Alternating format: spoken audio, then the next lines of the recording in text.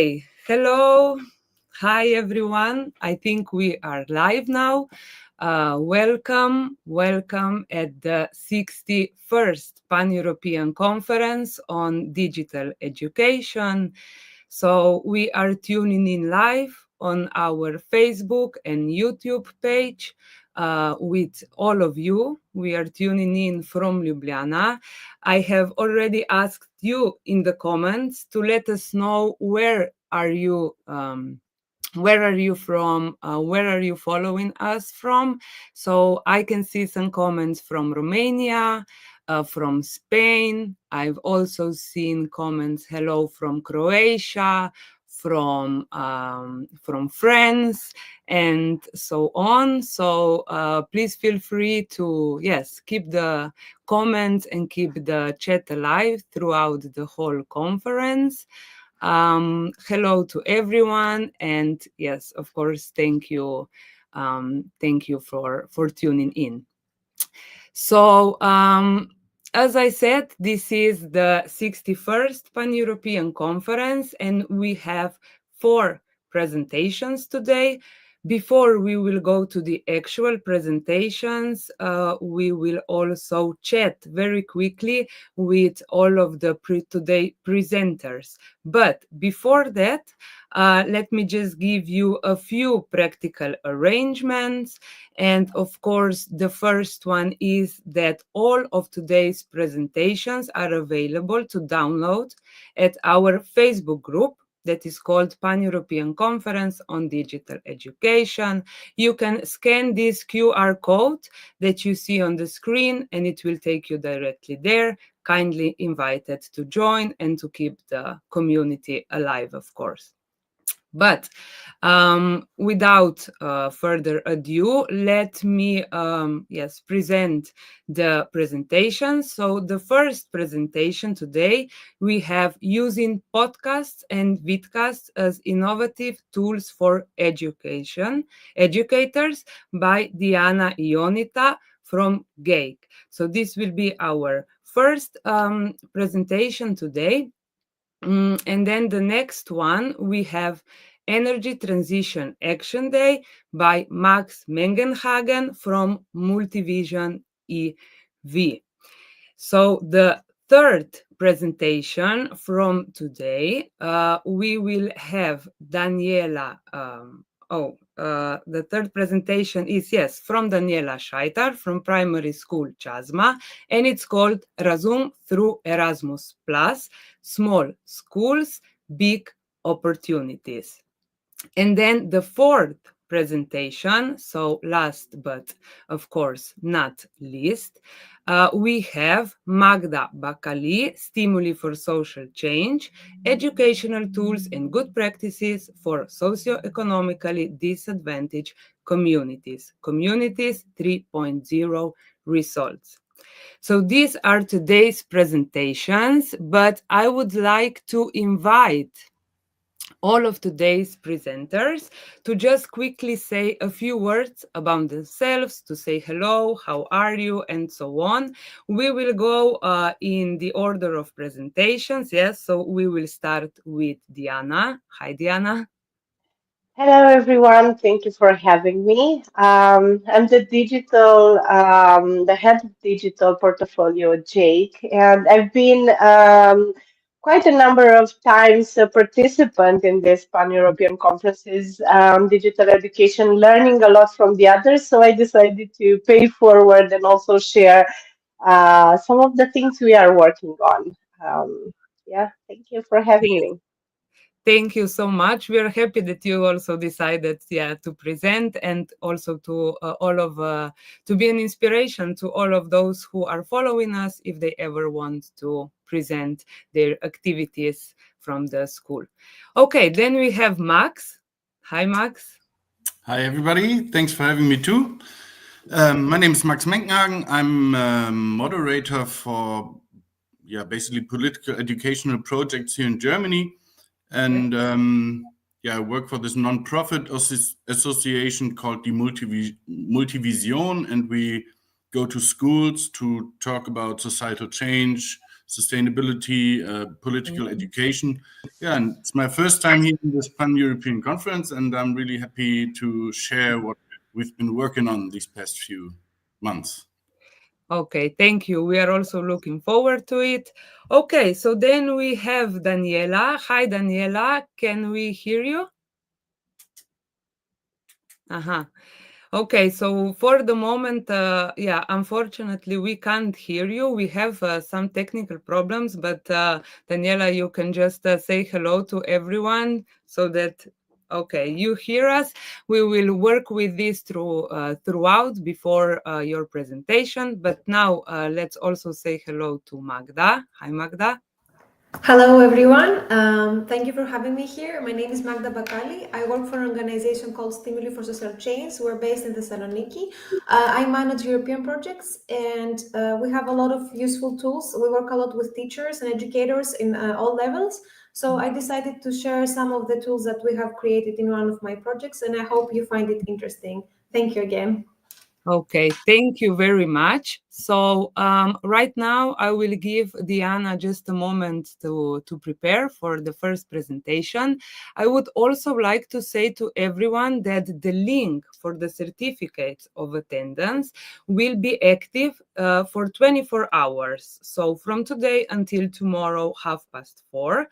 I will put the link in the comments on Facebook and YouTube page throughout the conference multiple times, so you will be able to access it and apply for the certificate. Of course, please allow at least 5 days for the certificate to arrive in your email box, and please check also the spam folder just in case. Okay, but right now I will just give a word to Diana. Hi, Diana. Okay, so this is your presentation. Are you ready? Yes, of course. Okay, then off you go. Thank you. Thank you so much. So hello again. I was sharing that I'm the head of digital at GEYC, an Romanian NGO that aims to empower young people to bring a positive change in their community. And one of the ways we are doing this is also empowering educators and youth workers with the competences, also sharing useful tools in order for them to be equipped and support in the best way possible the young people they are working with. And one of the tools that I want to share with you today is podcasting. It's a very powerful tool nowadays, and I want to share why you can use this as an educator, as a youth worker, but also how to do that. A few tips on how to start your podcasting journey. So I will start with why, because in the recent times, for sure you have been exposed to different podcasts and vidcasts, especially in the field of entertainment. But podcasts and vidcasts have a huge educational potential, and I will try to share a few reasons today with you. And one of them would be the learning experience. It's a very particular one because we can make storytelling, we can make expert interviews, we can have also in-depth discussions and reflections, and real world application and relevance. It's convenient, it's adaptable, we can bring complex topics into more accessible and relatable format for young people especially. Um, One of the things makes podcasting and vidcasting a tool for educators is its accessibility and flexibility. First of all, it allows the learners to engage with content at any time and place. They can do it while commuting, while doing some other things during the day, and it allows them to connect with an educational product to learn from you in a very easy and accessible way. It doesn't require a very sophisticated device. You can also connect it through a smartphone, for example, and it doesn't even require an internet connection all the time. Sometimes podcasts and vidcasts can be downloaded before, and they can be accessible after that on your devices. So it's also very easy to upload your podcasts and vidcasts on various platforms, and most of them are free of use.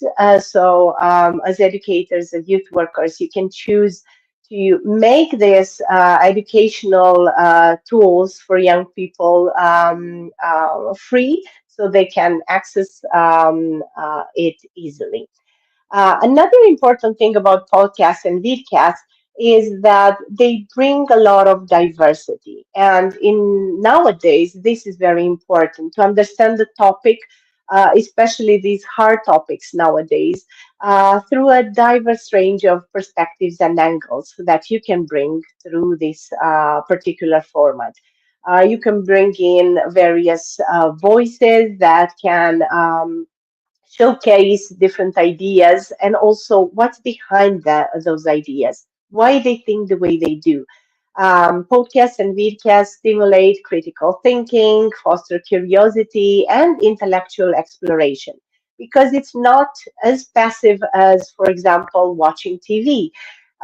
It requires a little bit of engagement. It requires listeners and learners to engage through bringing in their questions, their curiosities, maybe exploring some extra resources that you are sharing with them as podcasters. So it's very it's a tool that engage young people a lot in the process.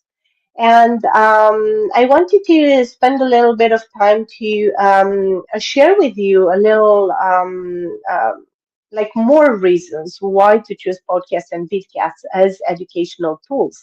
And the most important, we think, it's related to the learning process. As I was saying, it encourages the self-directed learning. And for young people, this is so important. Podcasts offer control over the pace and depth of the learning process, so they can decide whether they want to rewind or go faster, or just pause and reflect more, maybe check some extra resources. And they can choose to even follow more podcasts and more vidcasts out there in the digital world. It's also very good with enhancing active listening skills.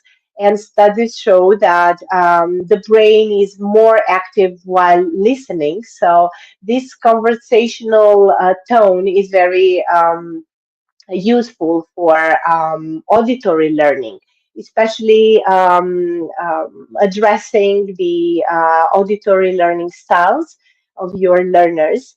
And of course, you can add some visual materials as well for the ones that prefer to access that and see maybe some graphics, maybe some short videos, maybe some keywords that will help them retain the information you provide. Of course, this allows you to transform this format that was used for entertainment mostly into an educational tool. And we wanted to also share with you some ways in which you can do that. First of all, in order to transform a podcast and vidcast in an educational material, we encourage you to maybe keep the time somewhere between 10 and 15 minutes. And this is because maybe you want to introduce it into another learning activity, whether it's a 50-minute class or a 1 hour learning session. It can be linked to other activities as well, and it can be a tool where you can actually facilitate knowledge acquisition. Of course, as any educational material, it has to have clear learning objectives. You have to think of what key learning aspect you want your learners to take away after each episode. And it's very important to set that from the beginning, because that will allow you to then also think about the style, the educational format that you want to give to your podcast or vidcast. So you can choose from storytelling, or which makes it, let's say, which makes the topic more memorable. It gives a lot of emotions to it. And it's, let's say, more powerful in a way. But you can also have an interview with some guests, with some experts, with people that bring in diverse perspectives on the topic. And these can create a more relatable way, and can make this, whatever topic you choose, whatever subject you choose to display in your episode, makes it more understandable, and breaks it down maybe into different perspectives that various people can have on it. And it's very important because you can bring in that gray area, that colorful area. It's not black or white, it's everything in between. So through podcasting, you can choose to do that. Of course, the language should be adapted to your learners, but podcasting and vidcasting allows you to have this friendly approach, this conversational approach, and learners, especially young people, will feel that you're talking to them. Um, and you're not putting a top-down approach, but they are equal active agents in this learning process. As you want to make your podcast and vidcast as an educational material, we encourage you to use credible sources and expertise to always learn on the topic, to learn from your guests, from your learners, even from your followers, even, and try to get the updated information on the topic, always leaving this space where you can add more, maybe in the following episodes, or through any other platform that you are sharing your podcast or vidcast. Always leave room for this improvement, for this conversation that you'll build on what you are sharing in your podcast. Consistency is the key, and this is because we were sharing that it's not only about what you share, the knowledge you want to impart, the information you want to share with your listeners, but also the community you build around, the conversations you build around this podcast and vidcasts. So, making a schedule, letting your listeners, your learners know my next episode is maybe every Tuesday, or once per month, letting them know that meanwhile they can reach out to you. Maybe you want them to help you select the next guest speaker, or maybe you want them to bring in their questions, or bring in their stories. Whatever that is, let them know and encourage them to do this in order to engage with your material, with your educational material. Of course, as I was sharing before, these podcasts and vidcasts allow you to add maybe, quizzes, extra resources. You can share links, you can share QR codes, you can share, you can recommend, books, movies, extra materials. You encourage them to dive in deeper after they listen to your podcast or vidcast. And something very, very important is always ask them for feedback. Podcasting and vidcasting is a tool for exploration for us as educators, for us as youth workers as well. So it's important to leave this room to hear from young people what they want to maybe have more, what they liked, what they wanted to improve, what is to keep and what is to change. So I think this, especially this format, allows you to create this bond with your learners more than any other because it has a very, very friendly tone. So they will feel engaged, they will feel motivated, and they will feel open to share with you their feedback. So instead of conclusions, I want to maybe reiterate a bit the benefits of using vidcasts and podcasts as a tool for education. We were sharing about enriching the learning experience, enhancing engagement and retention. For example, featuring guest speakers, experts, engaging discussions. Podcasts and vidcasts promote active participation, promote critical thinking among learners. Real life examples, debates, stimulating conversations, challenge students to analyze information from multiple perspectives and always ask why, ask, how, and be curious. Cultivating this curiosity among your learners through this tool is a very important reason why you could think of starting podcasting as a tool for education. And of course, it helps you bring these complex concepts and topics and subjects, making them more accessible, more relatable, more approachable, and making them curious and making them confident that they can approach any topic.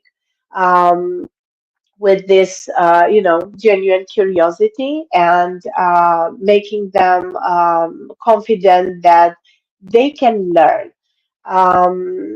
And of course, including all the interactive elements, reflection questions, and promoting this active participation, critical thinking among learners.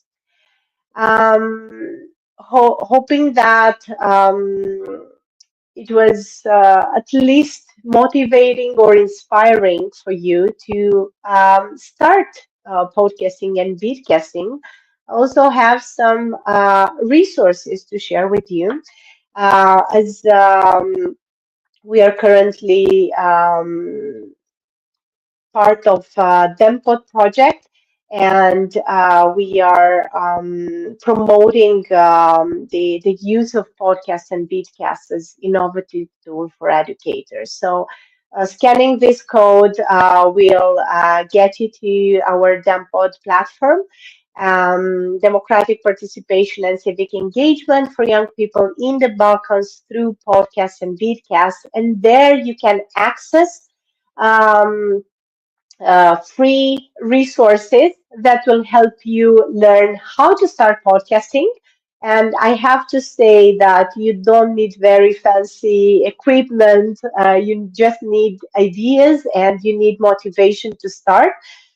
So you will be able to access all these podcasts that we developed in order to help you start your own podcast, and also some materials on how you can encourage young people, your students, to start their own podcasting as well, to get more active in their communities, to help them create a positive change around them. So I'm here for any other comments or questions, and I really encourage you to um,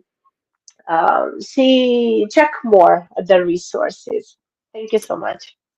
Hi, Diana. Thank you so much for your presentation, for a very structural presentation, giving the structure, the objective, the materials. I will read you one question that you have also already addressed, but just so that I read it out, and maybe you can still add some additional comment if you wish. So, how can podcasts be effectively integrated into classroom teaching? What is the ideal amount of time that should be dedicated to using them during the lessons? So this was one question. If you want to, do you want to add maybe something else? Yeah, sure. Thank you for the question. We think that podcast and vidcast can both be materials integrated in the classroom if we keep that time recommendation of 10-15 minutes. So if you have a 15 minutes class or 45 minutes class, you can still use that time to check this. For example, if you have an interview or if you have some guests in your podcast, you can watch together with your students. But it can also be an extra material for home. And keeping the time 10-15 minutes, it wouldn't be too much, but it will encourage critical thinking. It will encourage curiosity from your students. So when they will come into class after watching your podcast, they will be curious to find out more about the topic. So it can be a preview of your class on a specific topic. If you use your storytelling skills or you have some guests and so on, you can use that instead of homework. So 10-15 minutes, they can walk or, do some house chores and listen to your podcast and become curious, become motivated to find out more about the topic during the classes. Yeah, okay. Thank you very much. So there were some comments, yes, about the interesting presentation and congratulating you. If there was something else that I missed, I am telling to the participants to maybe write it down once again. But this is it for now. Thank you very much. Thank you so much. Thank you. Okay, I will say goodbye to you for now. Okay, so we are now going to our second presentation from Max Menkenhagen, Energy Transition Action Day. I will also invite Max in the studio. Hi, Max. Hello again. Hi. Okay, will you share the screen? Yes, I will in a second. Yes, of course. Let me see. So I also wanted to say in the beginning, I asked everyone in the comments, where are you tuning in from? So I saw also some additional comments, from Greece, from Albania, from Moldova, from Lithuania, Germany, Kosovo, and Italy, and so on. Okay, yes, I can see the screen. Give me, okay, yes. Okay, welcome to start. I hope you can hear me and see my screen. Thanks for your time.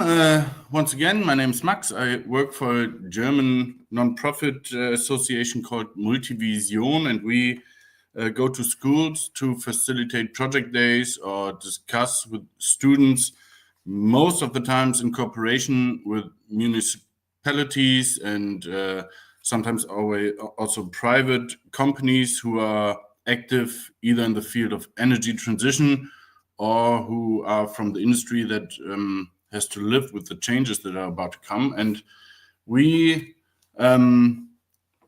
had an Erasmus Plus project now since September 23, where we produced different educational materials for the implementation of a project day in schools.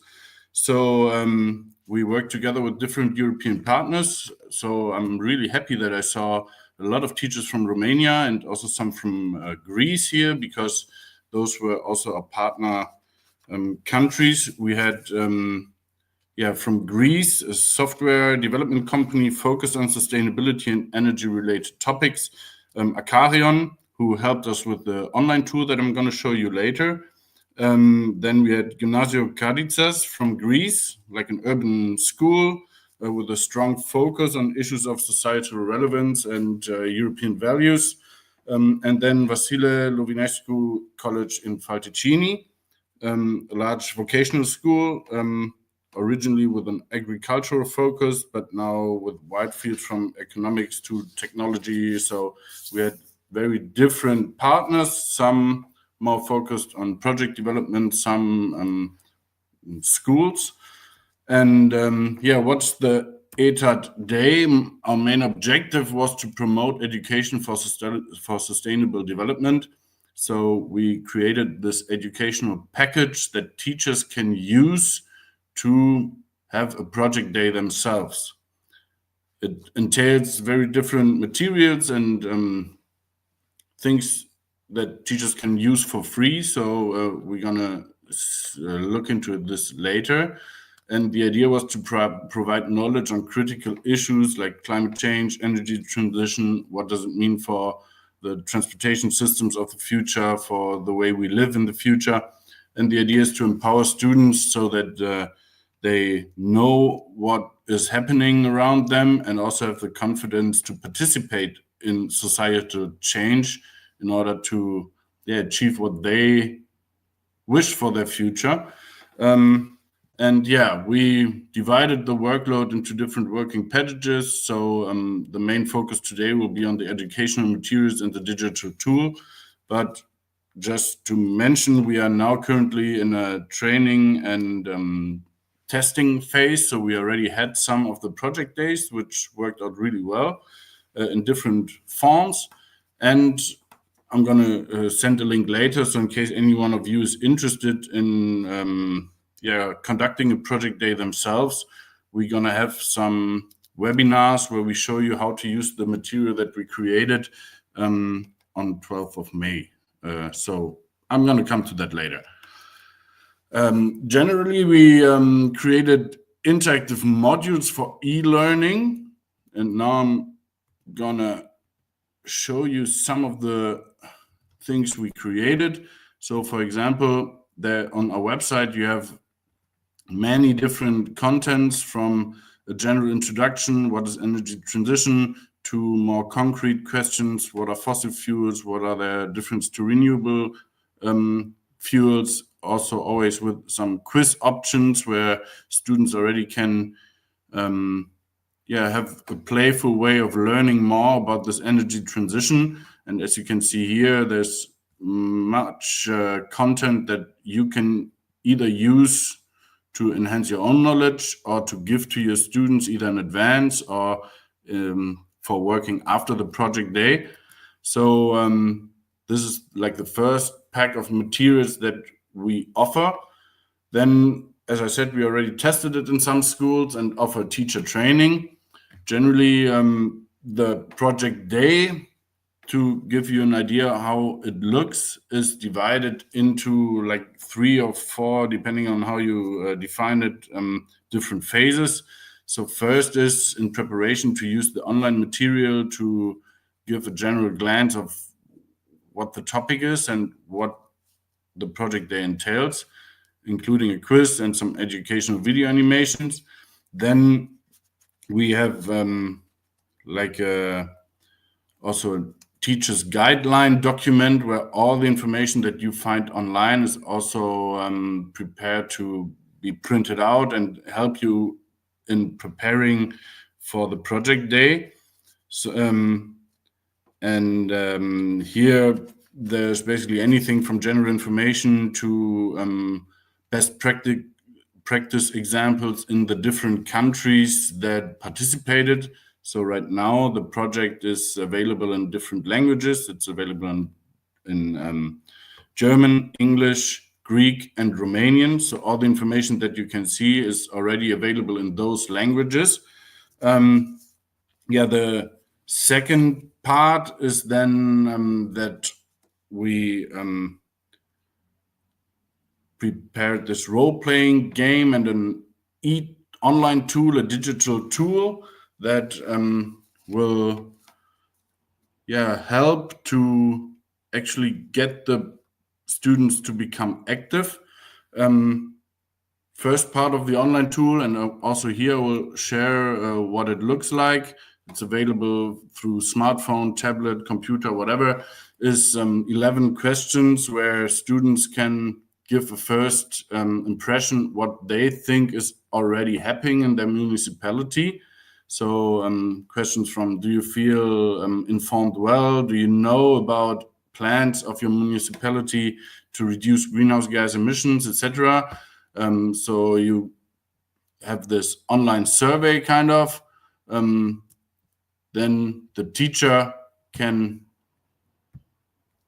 in their screen, always go to the next question. So the first part of the online tool is like a little questionnaire, and in the end gives an overview what students think and what is already happening in the city itself. Then during the next phase of the online tool, we created an interactive map. Now here, because it's European, I chose Brussels. So many European cities are already included in the online tool. And if yours is not included yet, there's always a way to actually include it in there.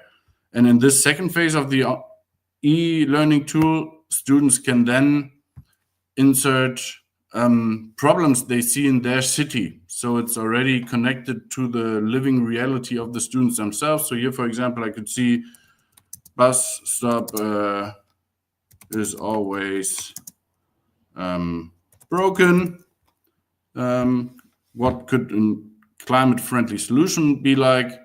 New bus stops with USB chargers. So you can save it and then easily point it on the map to give an overview what students think is working well and not working well. Then the idea is that the students present what they see missing in their city or what they would wish for to happen in their city in the future. And then in the last phase of the online tool, so here I would start in my role as teacher, start the next activity. And that would be for students to choose on climate actions in their city. So for example, they could discuss in groups what actions they want to choose for the municipality to motivate the citizens to save energy. So here there's different options for the students to choose. And we already working with a credit system to indicate that, of course, climate change is not for free and all the actions they want cost money in this form credits, because it's very hard to actually put a price into all of these actions. So we worked with a credit system, and the program that we developed already indicates how much CO2 different actions could actually help save. Then once the students have chosen on their climate action ideas, the next step would be to actually have a look at what their planned actions do. Of course, now this is not really representative because I just wanted to show you a brief glimpse what the tool looks like. Usually then here on top, you have indicators that show how the students did in different aspects of climate change policy. And there's also an option to include city experts from the municipality that you can invite and that also could put in their desired climate actions and their estimations of what the municipality is doing already to get into a more sustainable future. And the idea is to then kind of compare what the students would do and already develop some ideas that they could talk about with the city expert in the next phase. So after the students present what their climate action and their desirable city of the future would look like, the last phase of our Energy Transition Action Day is to have a discussion with local city experts. And here you can invite either mayors, or in our case, we often have public utility companies or the different representatives of the city that we hold the project in, to come to the school and actually have a little panel debate where students can again formulate their ideas and see what the municipality thinks about it. And in our experience, it's a really valuable time, because those dialogues between students and city planners, for example, do not happen that often, at least in our experience. And to have the chance to actually get into a discussion, get into contact, maybe have the city present plans that are not as known in the students, is a really valuable aspect of this whole European Energy Transition Action Day project, which we value quite highly. And also from our experience, the city experts that we invited so far are always really happy to have a chance to actually talk to students and see what young people would like to see in the future, and also a way to reach out to them with offers of where they can actually put input into their work and have a dialogue. So that's the last part. We discuss with representatives of the municipality, and to show you further what we offer to teachers, we do not only have the e-learning package that I showed you earlier, we also have a concise guideline for teachers with around like 40 to 50 pages, where all the information and also basic information on climate change and the energy transition is prepared for you. Then we have already prepared presentation slides, so a PowerPoint presentation that again includes lots of the e-learning content that we created. So the teacher gets this presentation that they can, of course, change and adapt to their personal needs, but it's basically ready to be presented. So it's just an offer for teachers to use our material to actually become multipliers and conduct an Energy Transition Action Day project at their schools. And part of the Teachers for Guideline is also a concept moderation guideline. So it's like a list of when should what content be presented, a timetable that indicates how long the different aspects of the project should take. Of course, also with the option to not make all this project in one day, but split it up into, for example, 3 days. If you, for example, have the class for 90 minutes a week, that you can use it in your hours that you are with a certain class. And there's also an animated video incorporated into the presentation that shows a future idea of how a climate neutral Europe could look like, what best case examples from what countries could be used in planning European cities in the future. And of course, here you see a bit what the contents of the guideline for teachers looks like. It's very elaborate and quite long, so of course, you don't need to work through all of it, but the idea was to have all the content ready. So if teachers do not feel that confident with the knowledge that you need for this Energy Transition Action Day, you can work through this guideline for teachers and prepare yourself to become multiplier for this kind of knowledge. Yeah. This, again, is the surface of the online tool that students would see when they participate with their smartphones. And we made the experience that students really like this aspect, that they can actually use a digital tool with their smartphone, which, again, is like an aspect of gamification that, from our experience, works really well with the students. And, of course, all training materials available on our project website. As I said, in English, German, Greek, and Romanian. And also the video, the animated video that we prepared is also dubbed in all 4 languages. So now that I saw that many Romanian teachers are present in this conference, maybe it's interesting for you. So coming to a conclusion, from our experience, the project really contributes to education for sustainable development, and it creates a really positive social and environmental idea or vision of the futures that, from our experience, is often lacking with students. If you talk about climate change, you mostly talk about problems, and this project turns it a bit around and also shows the benefits and the chances that energy transition can have, especially for the life of young people. So, last slide. If you want to have more information, feel free to check out our website.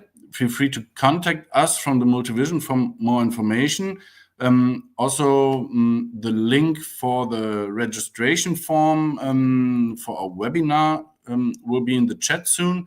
So we have English webinar on the 13th of May at 4 o'clock. You can register via this link, and then you will get the link to the Teams conference, Teams webinar, where you can learn more about the European Transition Action Day project. And who knows, maybe you can use the information either for yourself or you can have a project day yourself. We would be happy to see you on Tuesday and also on Wednesday, which is now not included on the PowerPoint. There's also a German webinar, in case there are any more German colleagues who are present right now. Yeah, that's basically it. And I'm looking forward for questions or suggestions, ideas you have. Or I see you on Tuesday, the 13th. Yes, thanks. Thank you, Max. So I did share the registration form in the comments. I will share it more times, just in case if somebody didn't see. I have also shared the link from the website that you were showing. I can quickly read some questions. They are from the same. So there are 2 questions basically in the same from the same person. So is it are all of those materials compatible with other platforms such as Genially and Evilbox? And did you also design micro-credentials in this context? So yeah, this was the one of the questions. Do you want to comment or add something? I know you've already talked a little bit about not only from the tools, but how can teachers use it? You've showed it and so on. And as he also told you that if you will use anything, you will be happy for the feedback, or the learning outcomes, let's say. To be honest, I'm not an IT expert, but compatibility with other programs, I don't want to promise anything, but we chose to use the most common, at least from our experience, programs that we have. So it's PowerPoint, but it can be exported into PDF. Then also the e-learning tools are basically accessible from any device that you want. And also the questions that are, for example, in the PowerPoint are also accessible via quizzes, a free quiz format online. I hope I kind of answered your questions. If not, feel free to contact us directly to clarify. Yeah, I think so. Yeah, I would also say that from whatever you showed, at least from the platforms that they are asking or the one that you mentioned, I think they are quite easily transferable and can be used. Yeah. Okay. So anything else you want to add? Otherwise, yes, they are congratulating you for the interesting presentation. And of course, I will, as I said, share again the the registration forum and the website that you just showed. Mulțumesc. And if you have any more questions, feel free to contact us or just come to the webinar where we have more time to go into it in depth. Okay. Well, thank you very much, Max. I will say goodbye to you now. So we are now going to our third presentation. So we have with us Danijela. Hi, Danijela. Okay, so we don't. I don't hear you at the moment. Can you maybe try to say maybe something else so that we see if it's working?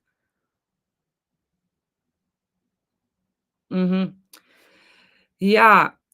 So unfortunately, I can see that you have the audio on, and whatever we tried is apparently not working because we can't hear you. I believe also maybe someone from the participants in the comments, you can let us know if you hear Danijela or no. Otherwise, for the moment, we will go to Magda and we will try to solve again this issue. Did you hear me, Danijela? If you did, you can. Okay. So I suggest for the moment that we go to Magda and we will try to solve this issue in another. Yes, okay, I can see that they don't hear you as well. So I will say goodbye to you for just a second, and I will invite Magda to the stage. Hi, Magda. Hello. Okay. Hi. Okay, so thank you for being ready. So I would like to, invite you to start with your presentation. Will you share the screen? Yes, correct. For the presentation so that I can. Okay. Yes. Can you see it? Yes, we can see it. Yes. Okay. Thank you. Hello, everyone, again. It's nice to be here. I'm going to apologize in advance because I tend to speak really fast. So I'm going to do my best not to speak too fast today. So I'm going to talk to you about some educational tools and good practices that we got throughout a project called Communities 3.0. This is a project that we ran for about 3 years, and the objective was to empower civil society organization and adult educators to promote social inclusion, civic engagement, and active citizenship in socially and economically disadvantaged neighborhoods.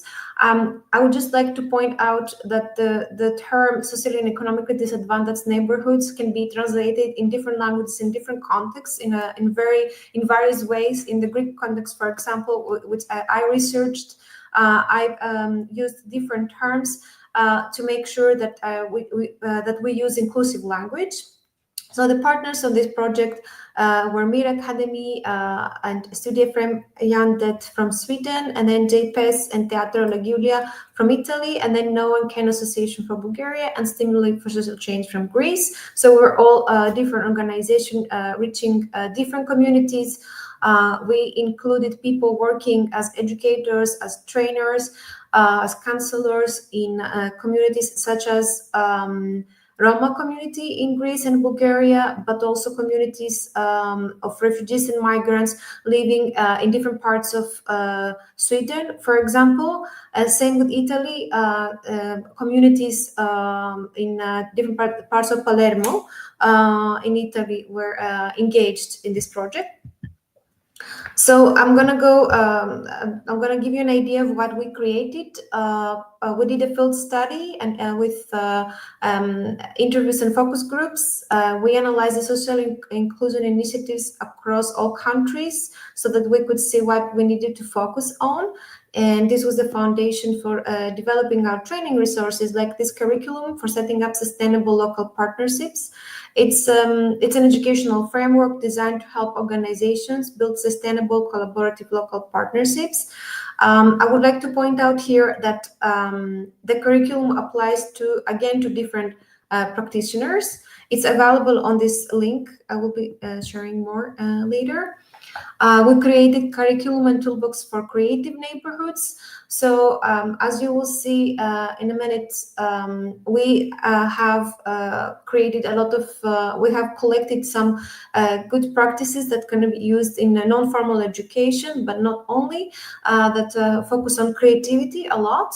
And we have created a toolbox for equipping professionals with creative and inclusive methods to activate local communities and promote civic engagement. And then our MOOC, it's an online learning platform that I will show, and it's all the material will be available in English, Italian, Bulgarian, Greek, and Swedish. These are all the partners participating in the project, and it's a free platform. I'm gonna give you a link and a QR code at the end of the presentation for that. And it's a self-paced learning experience. And we're creating a promotional film capturing activities by all countries and different populations. And it will be, I believe, available by next week. So it's not available to share yet.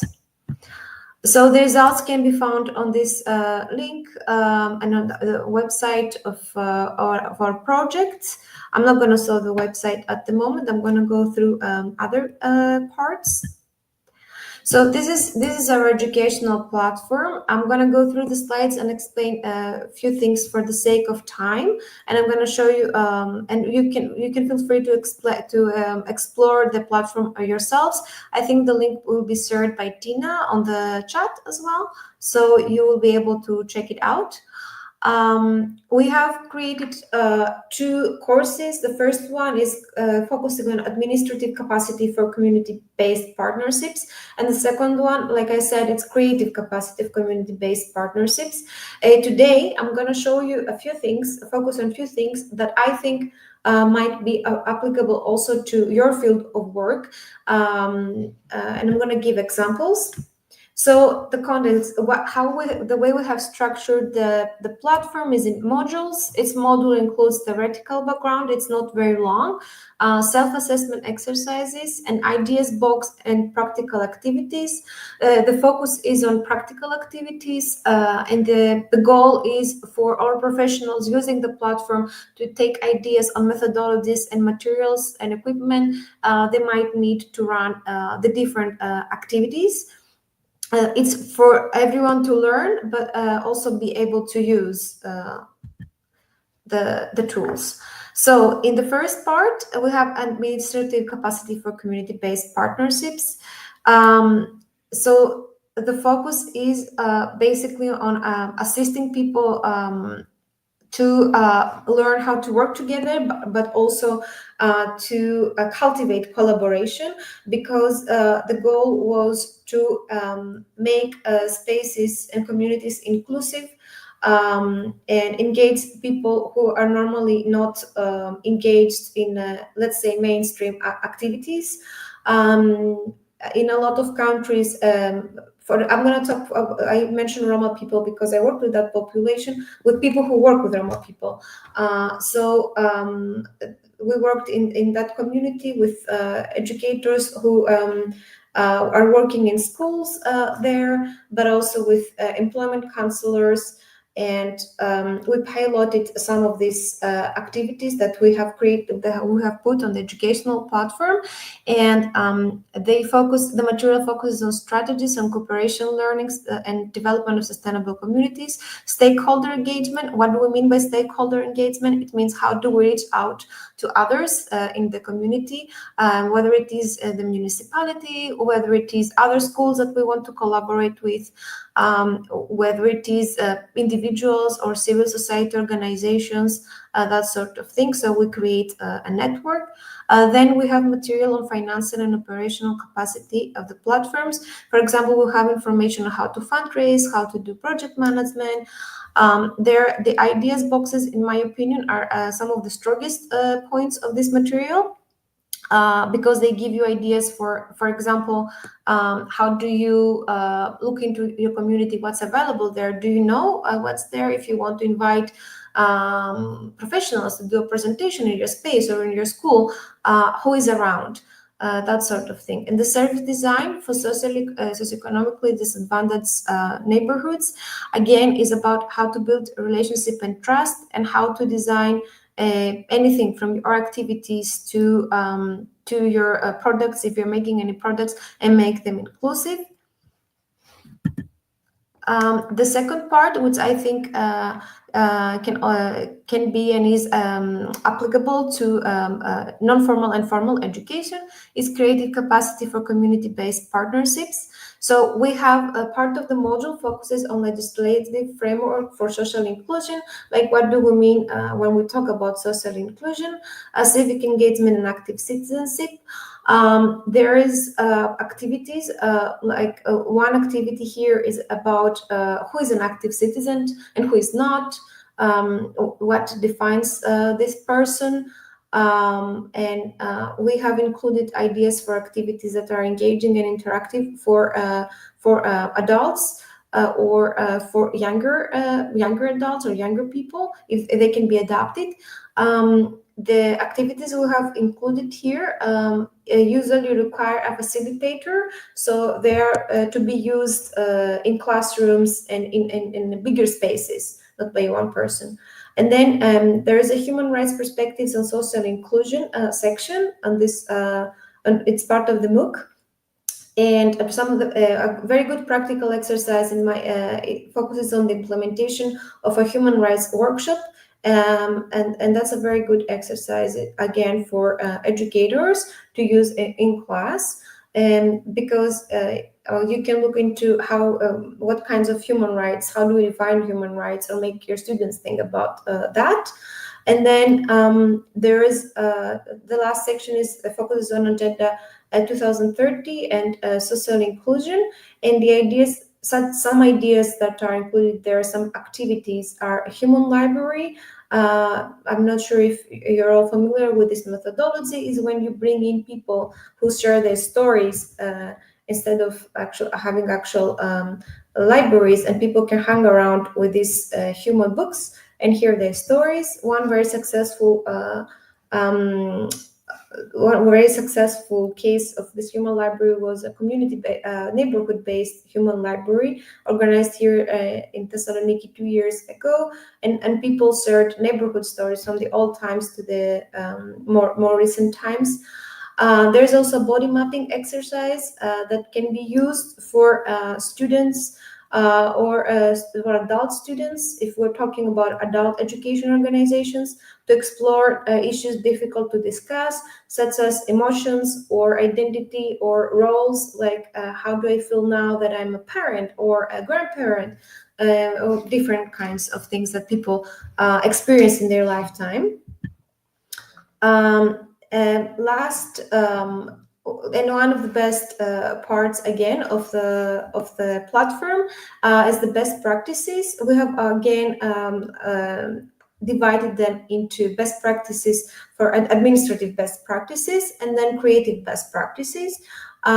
So there are stories, and I'm putting some highlights here of an art-based community activities. Art for Inclusion is it was a very successful initiative, I believe, in Italy, and that focused on improvisation theater for educators to use for adults with special needs. So you can find it in our platform and see what exactly what kind of methodologies they used. It's available there. Another a good practice from Greece is the I Celebrate School, and this is how you can build community around a school. In this case, it was a Roma school. It's a celebration that has been repeated over the years, and the school becomes the center where parents and students are invited for not only to be informed about the school progress, but also for other activities outside of school schedule. So learning and interaction become part of the community. And we also have best practice on sustainability activities, such as people who discovered their neighborhood through biking, but also there's another best practice that includes parks. They made a skater park to make their community more friendly to younger people who liked skating. This is how you can sign up for the platform. I'm going to just show you very quickly. I'm going to leave the presentation for a second, and I'm going to try to. This is the best practices part of the platform, and if you sign up for the courses, you will be able to see all of this. So I thought I will show it in real time. The introduction, the modules, then the bibliography, everything is available here. The administrative, creative capacity, and as you can see here, it's available. It's available in all languages. So I'm going to go. All right. I will be happy to answer any questions you might have. I'm putting up the QR code again. Thank you very much for your attention, and I think the link will be again available on the comments. I'm going to stop sharing. So. Okay. Yeah. Okay, right. Thank you very much. I did also share, yes, the links that you also showed and that they are in the presentation. So as you can see, I am just putting some of the comments, yeah, because they were asking, yes, for the links and that they could follow along. And thank you for the presentation. For the moment, we do not have a specific question, so we will wait if there are any questions from the participants in the end.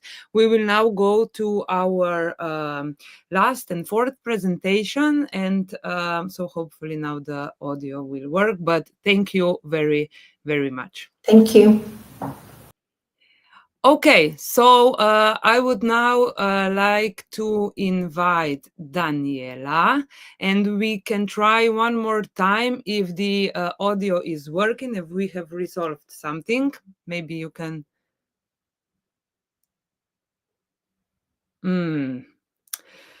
So yeah, we don't hear you. So we did. Thank you also to all the people in the comments. Yeah, we did try everything. So on the computer, in the StreamYard, on the top left, we went through the instructions of the StreamYard and so on. But I can't hear you, and I believe this is the same also for every other participant.